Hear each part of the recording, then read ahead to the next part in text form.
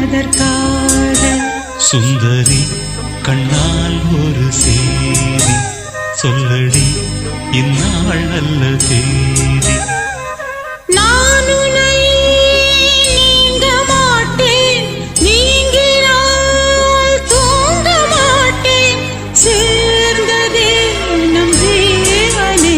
சுந்தரி கண்ணால் ஒரு சேதி சொல்லடி, இந்நாள் நல்ல தேதி.